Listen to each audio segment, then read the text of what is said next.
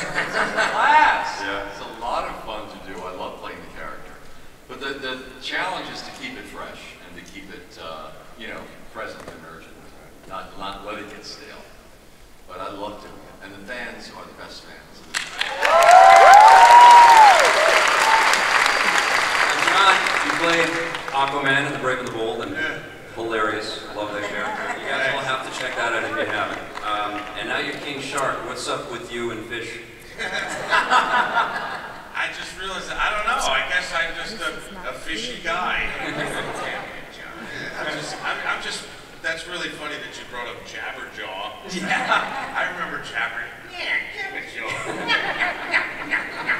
That would have made for a really strange King Shark, right? Yeah. You know, seeing it the second time, King Shark has some of the best stuff in the whole movie. He's hilarious all the way through. And one thing that's so great, and I've said this to Andrea before, you know, when you sit down in that booth and you're across the glass from her, where you're in a realm where trust is everything. You have to trust your fellow actors, trust your directors, trust your writers, and then you see that that's the person that's literally been the custodian of this franchise for, you know, 2 decades.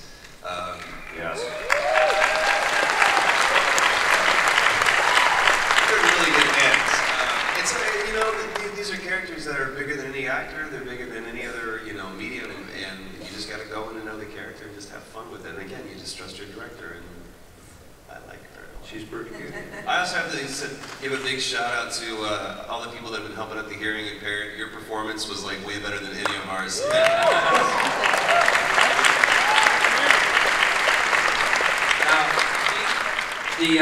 The movie does not shy away from some pretty violent content and some risque dialogue. This is not Batman the Animated Series, you know, on Saturdays. This is for adults. This movie.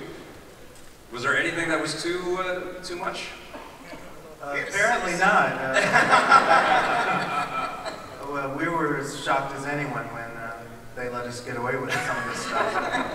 It was a lot of fun. We thought we're dealing with supervillains and amoral people, so there was really the only way to do it honestly was to let them be bad. Yeah. So we wanted them real bad. And you got a lot of shades of badass. That's the thing that really stands out when you watch it again, is that you've got a lot of cool. All of the characters have their own unique, cool sort of place in this, and they could all stand alone in their own separate movies. And I guess that was part of the key. That's what you wanted to do with this one, right? I think some of you may have watched the entire movie for the first time tonight. I'm just curious to hear an observation from the cast. You know, seeing this movie kind of come together. What was one of your favorite pieces in the movie? Kevin, I'll start with you. This was actually the first time I saw the full thing. Yeah. I was amazed at how violent it was. Pretty amazing. And it's exciting to see because, especially in the animated series, we had such constraints on what we could do. Right. And it's interesting to see these really insane people so dangerous. I mean, it's incredibly dangerous, you know. And it brings it to a whole different level. Yeah, I would never want to be a guard at Arkham Asylum. Arkham Asylum, ever. Worst job. Yeah, worst job ever. Like being a red shirt on Star Trek. That's right. You know you're buying the farm if that happens. They're just McCluskey, go down to the planet. It's a great pension. They have a great pension plan if you survive. Matthew, what was this like for you watching this? It was my first time as well. I like watching things with a real audience, and it was so thrilling. I had goosebumps for 60 minutes of it probably. And what struck me was the animation, primarily just the horrifying dead eyes of the Joker, which complemented her incredible performance and made him truly frightening again. It was wonderful. Yeah. Terrific job by everybody on the cast here. Troy, what was your favorite part when you watched it? Well, first of all, to be in a room with over 4,000 people watching this thing,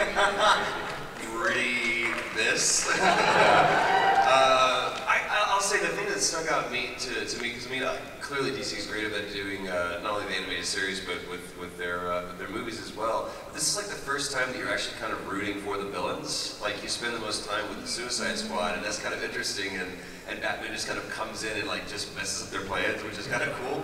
I will have to say that one of the things I was happiest about the most is there was one part that I wasn't sure if it was going to make it, and the fact that we kept the Denzel, what have they done to you?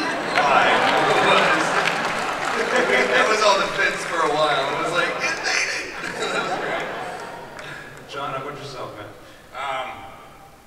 I've never played anyone that got their head blown off by explosives. That was kind of fun. What's the actor challenge there, John? Well, you know, come on. But, you know... Play the exposure. Yes, exactly. Play the brightness of the explosive. But, you know, it's just, I enjoy the adult themes in these cartoons because, you know, there's...